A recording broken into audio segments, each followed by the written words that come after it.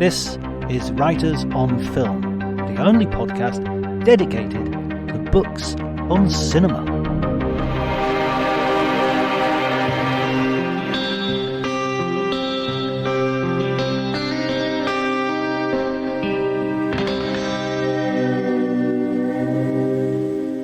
Hello, my name's John Bleasdale. I'm a writer and critic, and today I'm going to be talking to Gabriel Byrne, who I guess really doesn't need any introduction. He's an amazing actor whose films include Defense of the Realm, Miller's Crossing, Gothic, the TV show 000, and In Treatment. He's been a producer, a director, a writer, and it's as this that we're going to talk today. He's a writer of a memoir called Walking with Ghosts, which has been published in paperback. And I would also recommend very much the audiobook read by Gabriel himself. I mean, why would you not want Gabriel Byrne to read you his life story? So, of course, you can follow me at Twitter, at Dr. Jonty, DRJONTY. And if you enjoyed the episode, please remember to like, subscribe, spread the word, comment. Do everything you can to get us to as large an audience as possible. I would be very much appreciated. But before you do any of that, please enjoy the conversation.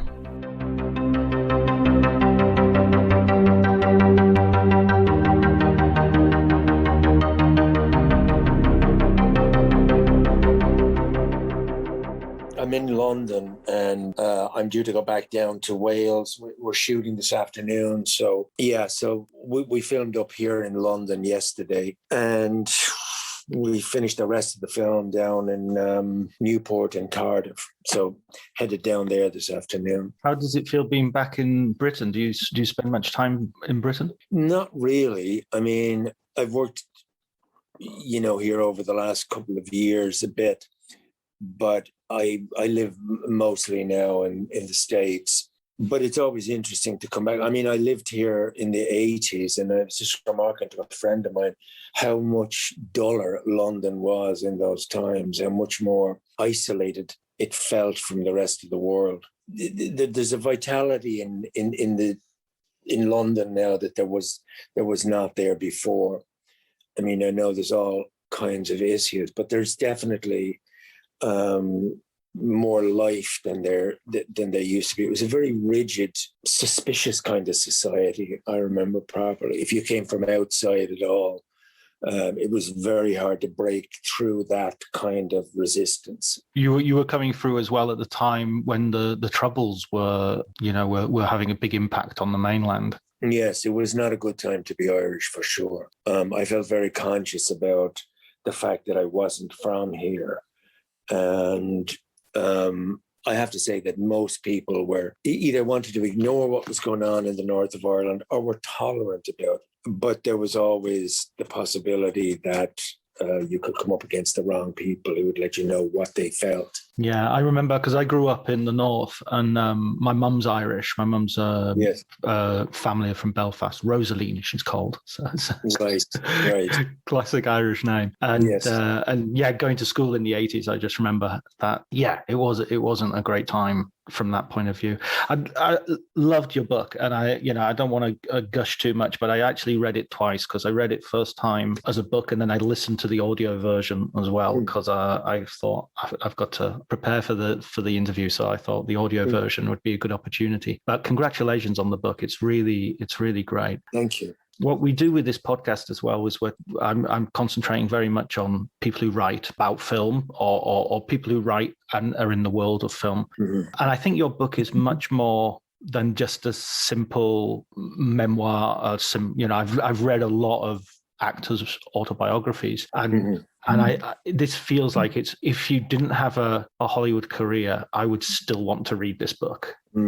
Wow. Okay, that's great. Because it just really has that quality. How did you? I mean, I know this is also your second book, right? Mm-hmm. The first book wasn't really a memoir in the strict sense of the word. It was really just a selection of pieces that I'd written for newspapers and radio that they put together. published as a book. So I didn't really consider it to be anything more than just a compilation of stuff. Whereas I wanted to approach this book in a more considered way. And I spent quite a bit of time thinking about the structure of it. And of course, memoir, to a great extent, is about recalling events in the past. So I found a structure that I think mimics the way memory works. So you're in the present and then you're in the past, and the past and the present are connected in ways that sometimes aren't immediately obvious. I was also very interested in the idea of memory itself and what we remember and what we don't remember. Sometimes we think we have no recall of something, and then when you really think about it, you find that you have much more recollection than you ever thought. That's because I think that memory resides in the unconscious, and so you're making a connection to that part of yourself that's either forgotten or hidden or repressed or ignored. And I found that the best way to do that was to look at the events of my life from the point of view of the senses, the sights, the smells, the sounds, and try to listen to what those senses brought up for me. And it really surprised me how detailed my memory actually is.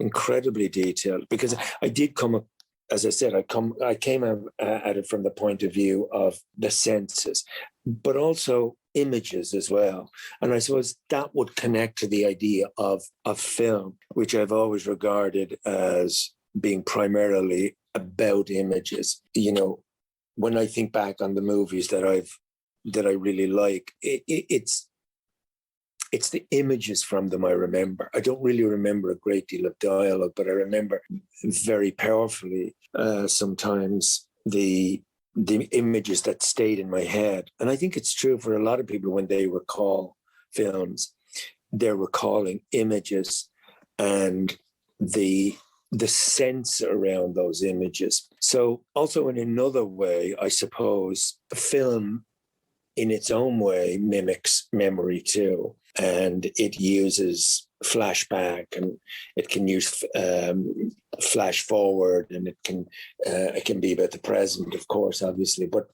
And I thought that was something that was unique to film. But then again, I started to think about, say, The Canterbury Tales by Geoffrey Chaucer, which was probably the first road film, and then Don Quixote by Cervantes, which preempted almost in its own way the language of film, because what you have there is Cervantes using flashback, using internal monologue. It's a road film, it's a buddy film, it's a love story, and it's about the clash of reality and dream, which I think is something that film does really well. It conjures up this world that's unreal, but you somehow feel that it is real. So Cervantes also had this wonderful, unreliable narrator,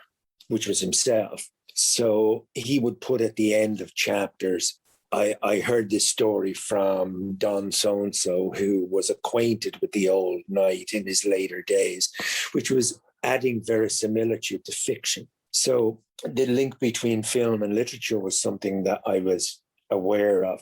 But I realized that when I wrote this, I had to perhaps use some of the techniques of film and novels, but it had to be about, as honestly as I possibly could, about my own life and recall. And I think you have a choice when you do something like this, much more so than in fiction. In fiction, you have the latitude to an unreined kind of imagination. You can go wherever you want.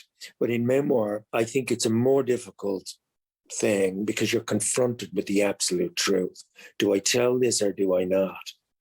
If it was a work of fiction, you can easily disguise it and farm out thoughts and ideas to various characters. But this is about one's own specific recall and what it means.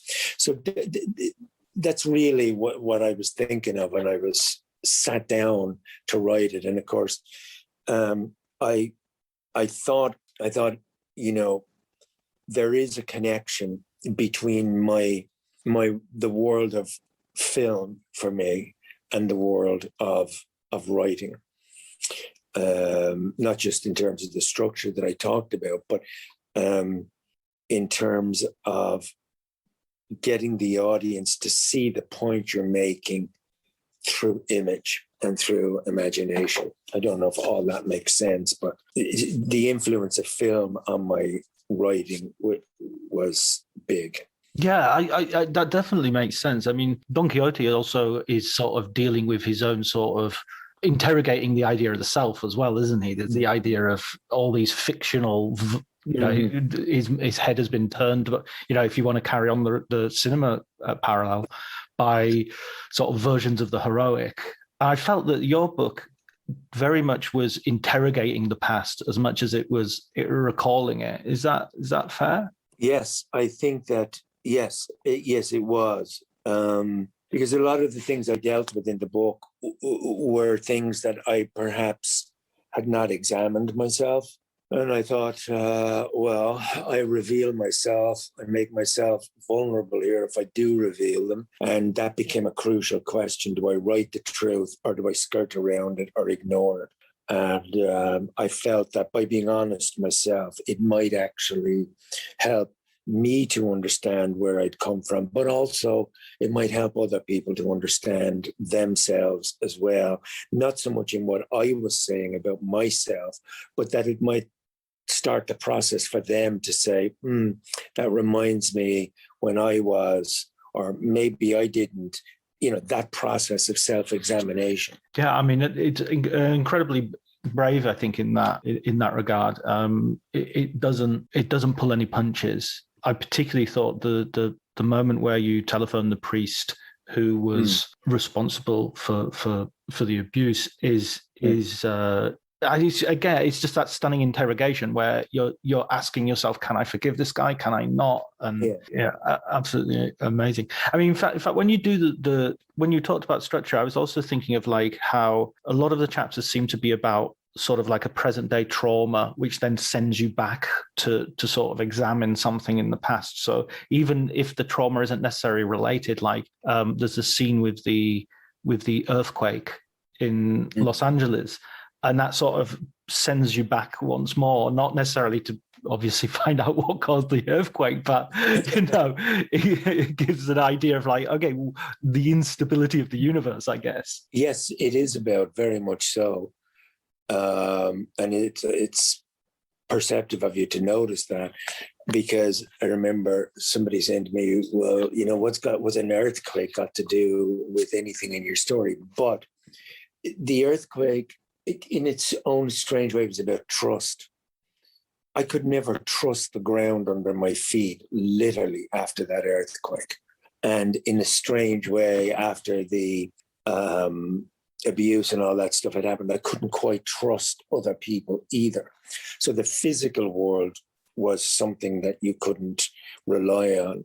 And yet at the same time, you had to negotiate your way through human beings and to realize that, that this, what had happened to me was, in the big context of how people are, you couldn't paint everybody with the same brush. But yeah, it was about, it is about the world being utterly unpredictable.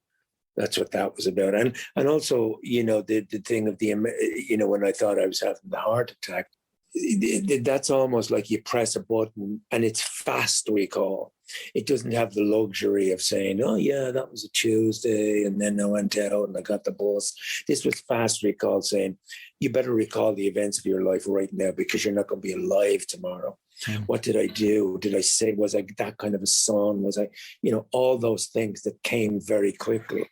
And then to realize that it was the man beside me who was dying, who was dead, and not me. And, the themes, I suppose, I was trying to, at this stage of my life, the things that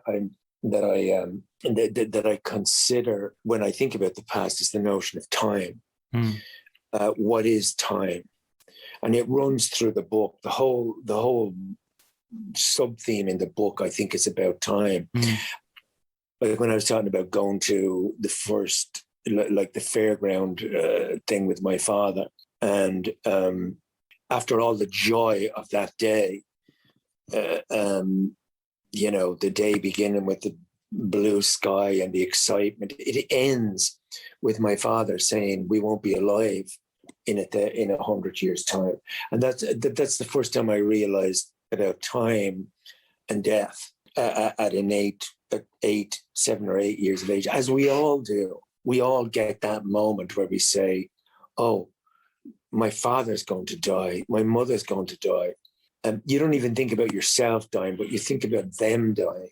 And it wasn't that it was a big philosophical, you know, moment on the road to Damascus. It was just like, oh, so that's what's going to happen.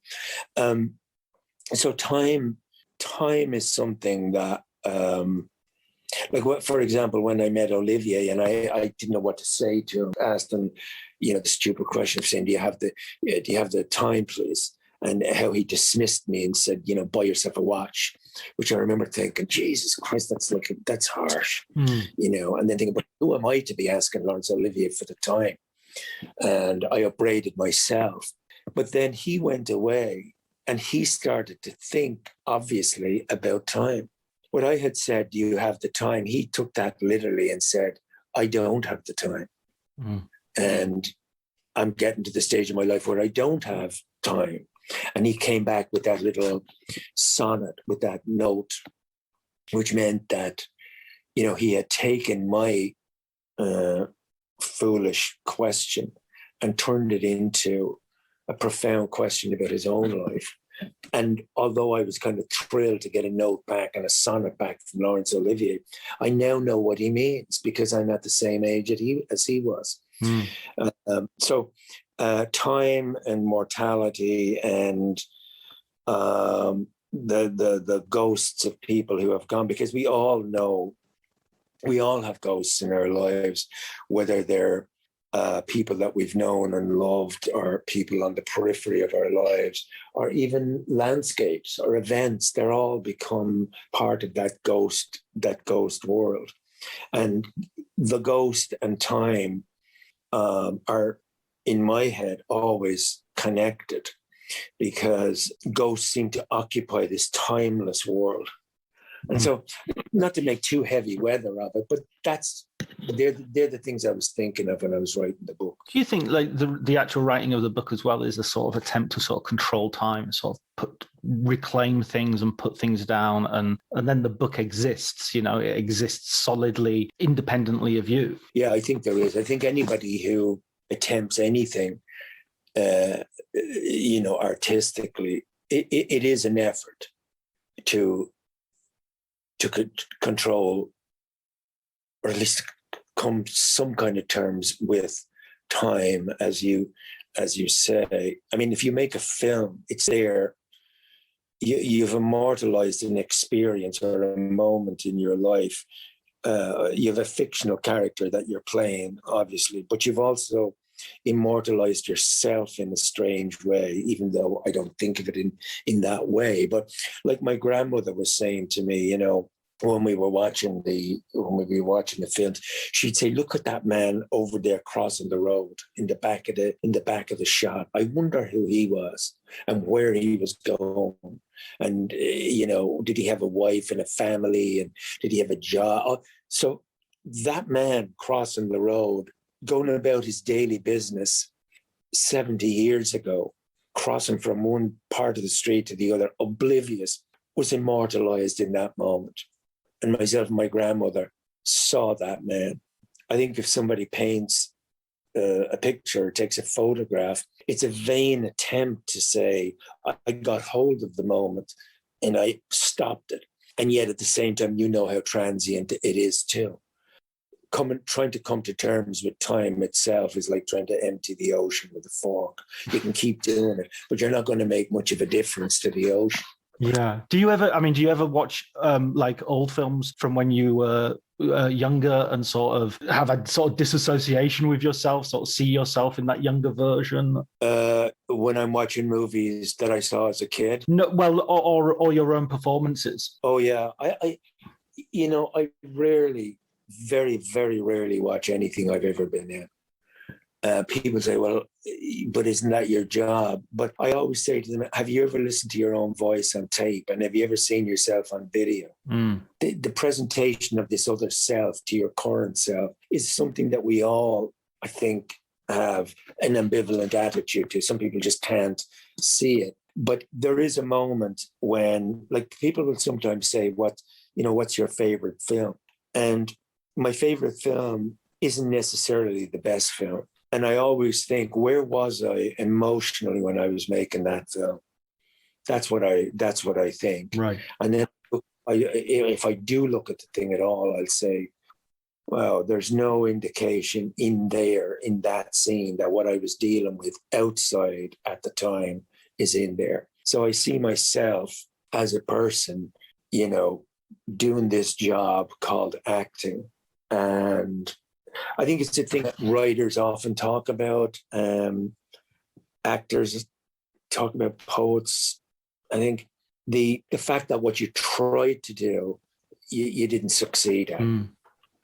You wanted to do that particular thing, and it didn't turn out to be what you wanted at all. So it has an air of imperfection about it, and you don't want to really confront it by looking at it and examining it.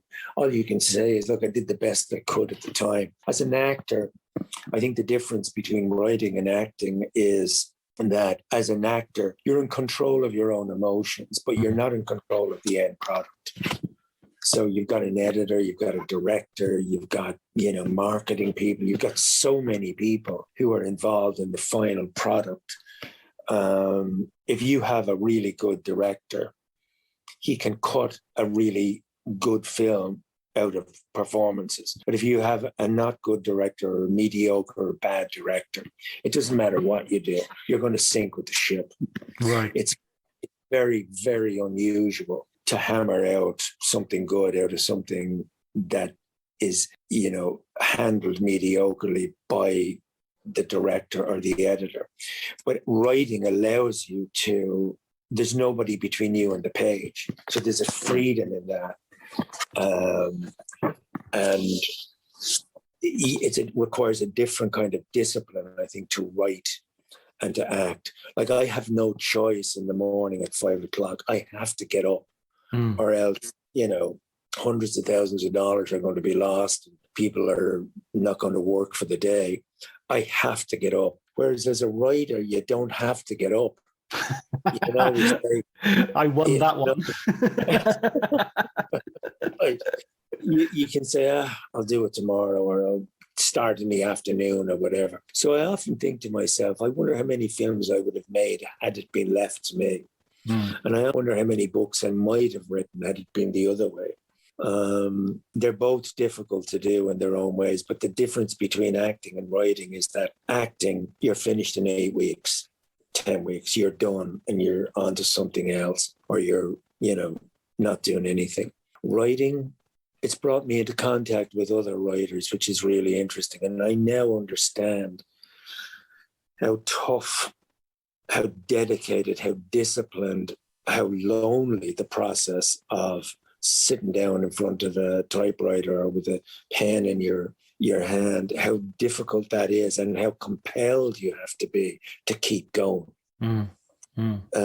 So it gave me tremendous respect. Not that I didn't before. I mean, I've always had enormous respect for people who make a living by putting words together. I've always really valued that, but it did give me a realistic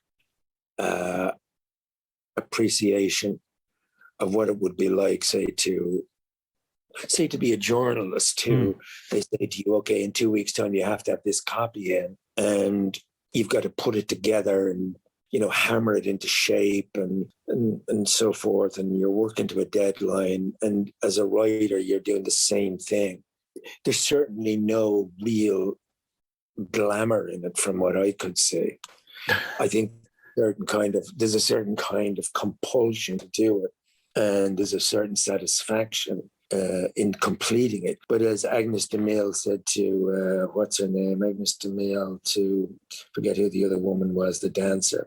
She said, it's a great quote. She said, for the artist, there is no satisfaction anywhere at any time, only a kind of queer, divine dissatisfaction that keeps us marching ahead of all the rest. Do not ask whether what you do is good or bad. It is not your job to determine that. Do it, because if you don't do it, the world will not have it. That's excellent. That's excellent. Yes.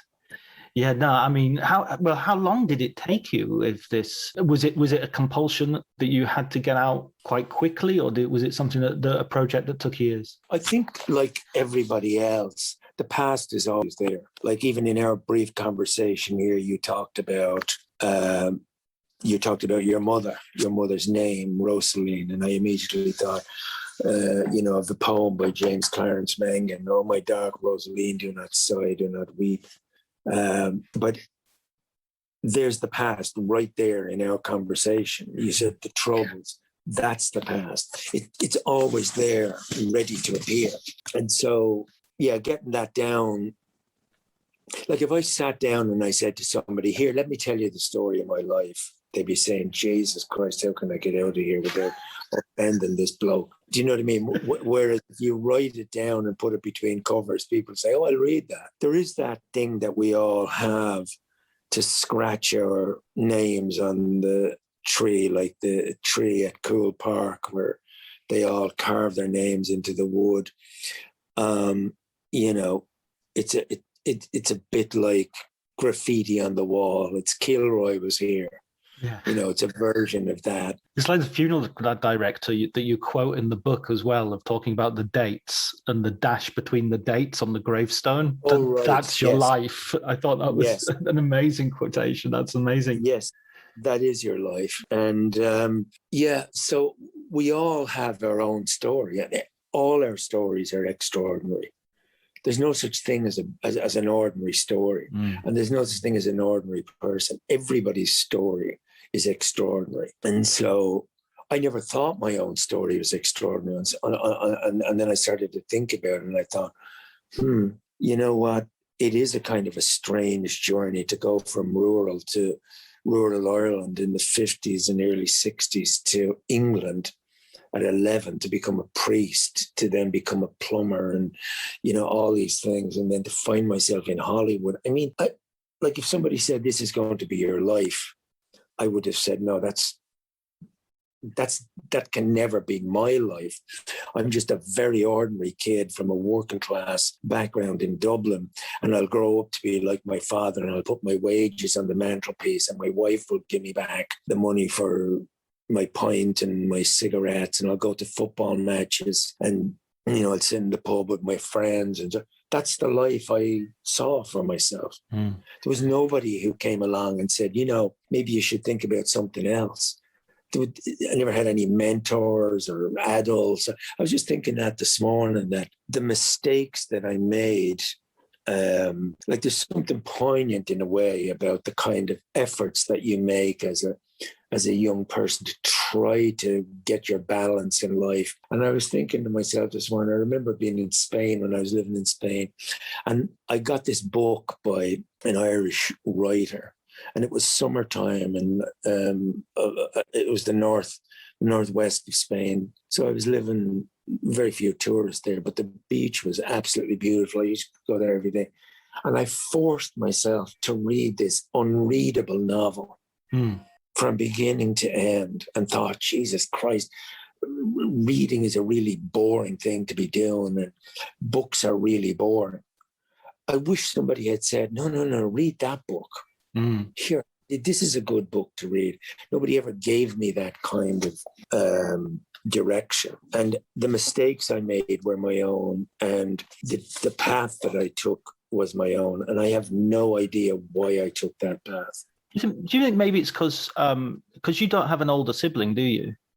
No. Because I mean, I had an older brother, and it's not like we necessarily agreed with stuff, but you sort of had something to kick against. You had something, well, I don't like that, and so there was always this influence of someone else who was, a couple of years older than me, listening to different music, listening to reading, maybe that sort of, if you miss that, I don't know. I should ask my older brother as well if he misses having an older brother, I guess.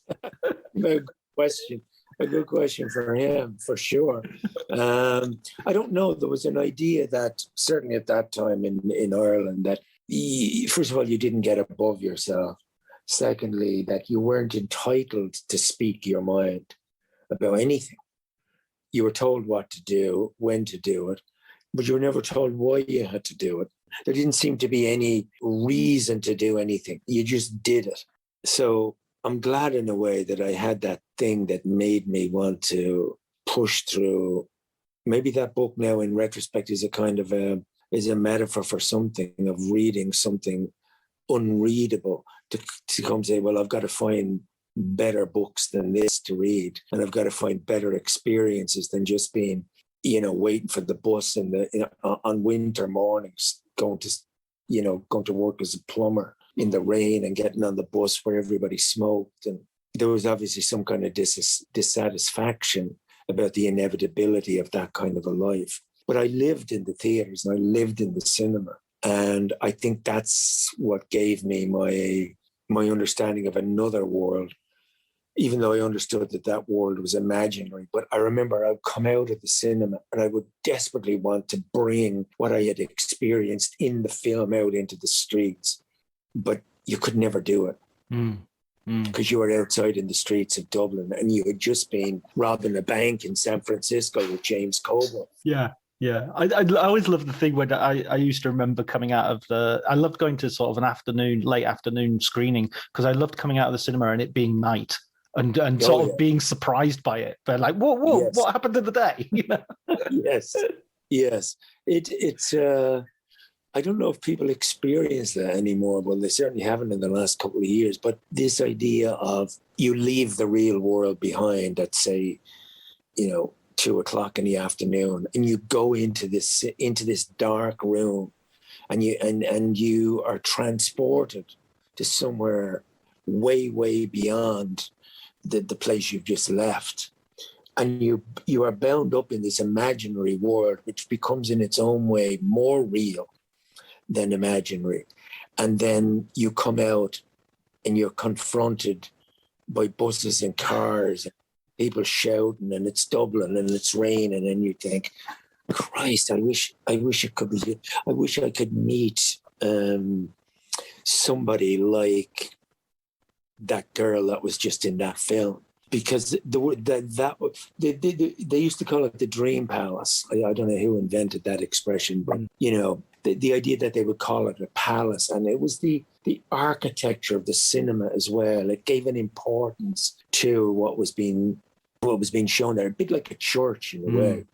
The church had to put up a building that reflected the nobility of its aims, and the cinema did something the same. And the end results, I certainly don't remember being transported in a church in the same way as I was transported in a cinema. So it was easy to see in a weird way what was going to win out.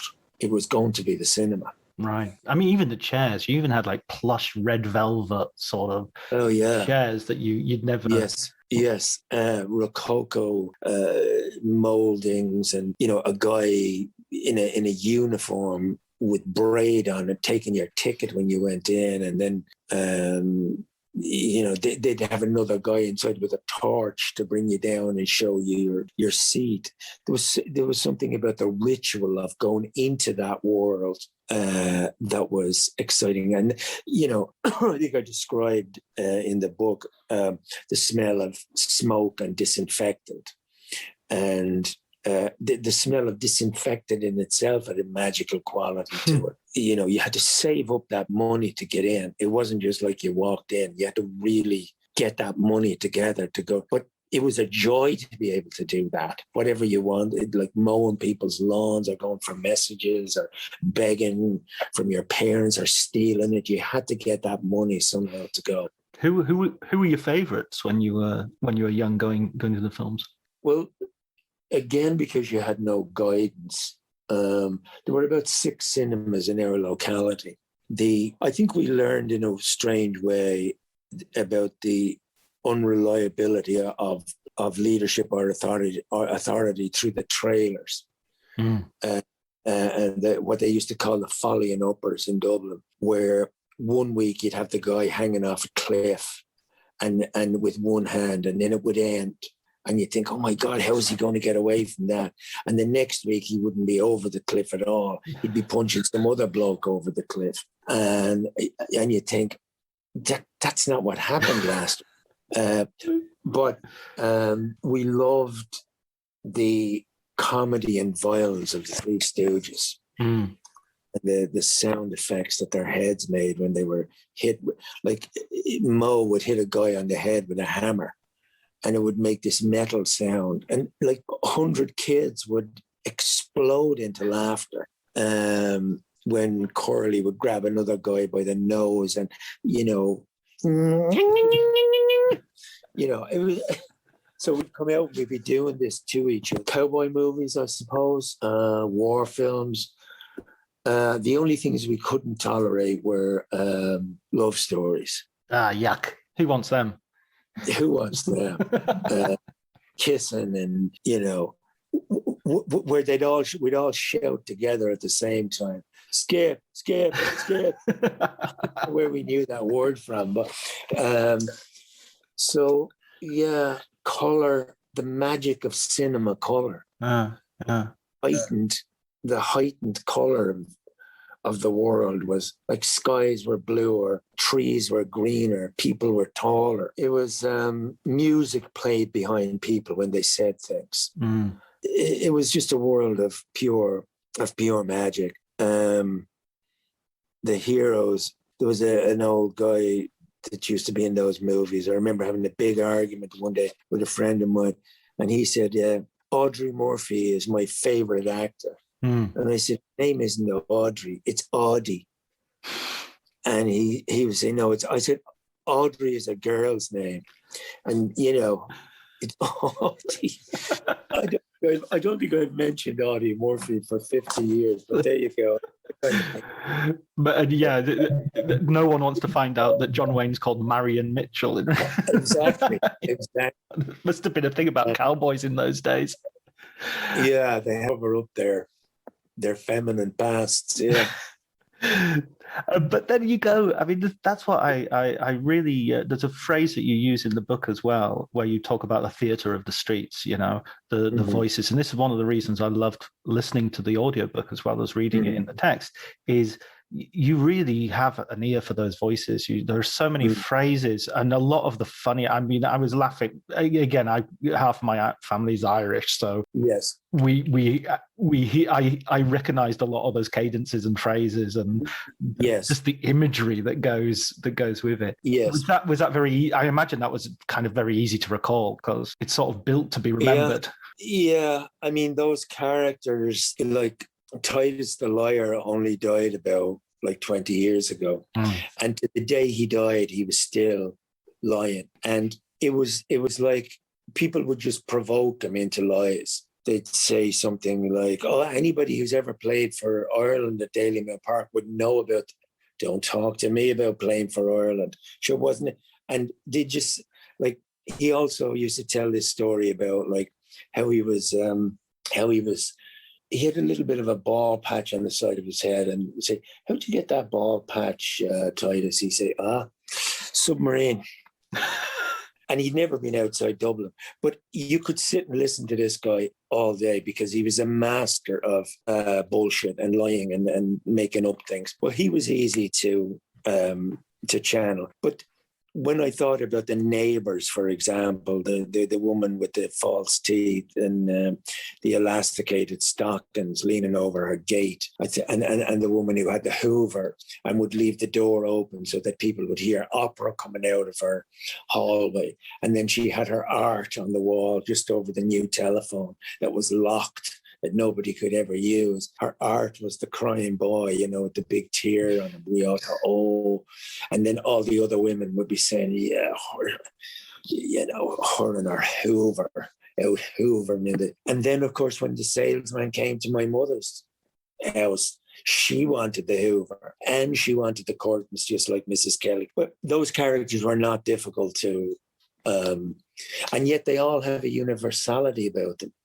You know, when I thought, Jesus, I've known Mrs. Kelly all my life. Those kinds of people that are, they mightn't be bragging about their Hoover, but they'd be saying things like, yeah, I decided to get a Daimler, you know, because they run like, and you think, that's Kelly bragging about, you know, her Hoover. And I was once in a conversation with three very, very, very world famous actors who were having a conversation about what was the best jet to buy. And I just thought to myself, they'd get on well with Mrs. Kelly. and they get on well with Titus as well, because he'd say, jet, don't talk to me about jets. Yeah, absolutely. I've got three. Yeah. There's a guy in my village. I live in Italy, and this tiny village, and there's this old guy whose nickname is Methuselah. Everybody has a nickname, but his nickname is Methuselah because if he did everything that he said he did, he'd have to be as old as Methuselah.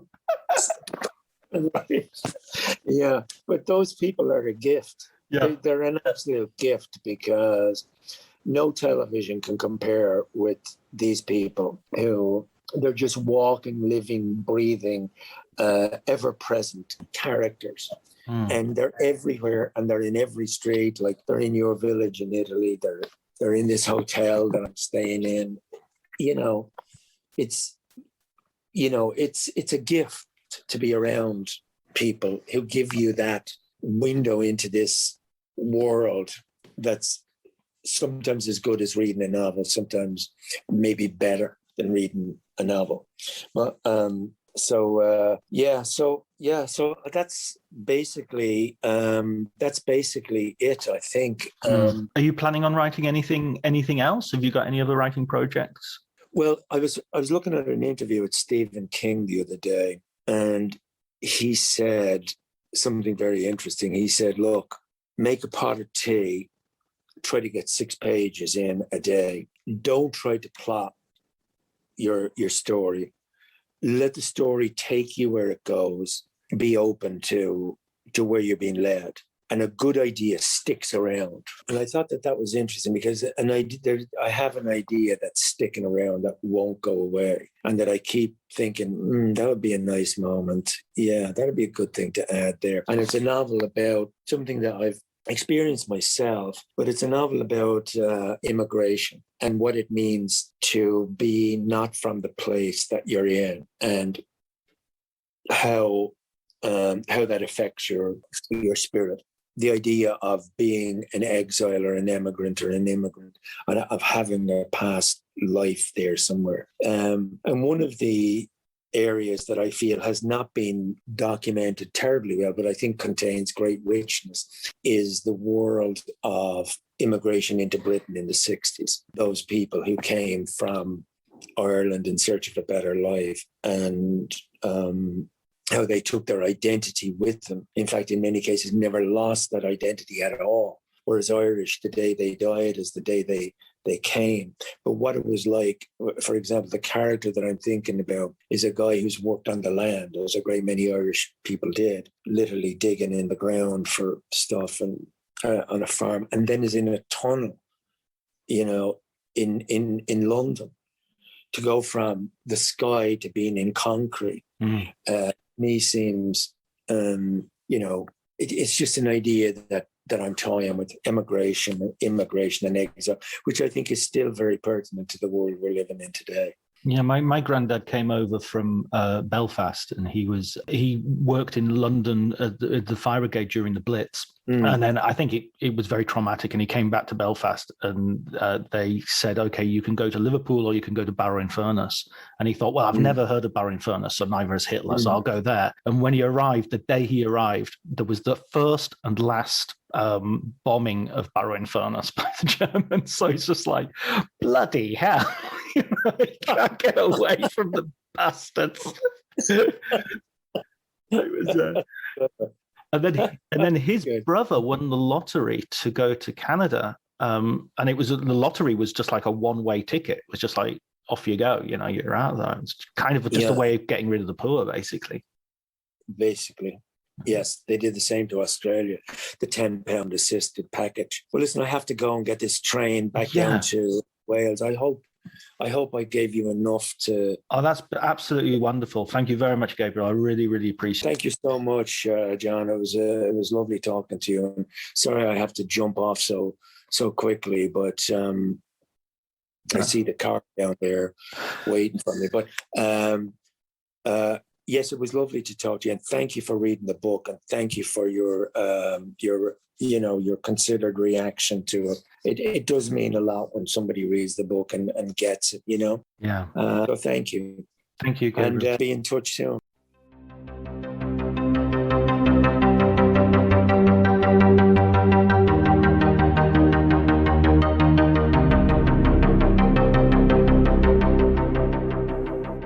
So I hope you enjoyed that conversation as much as we did.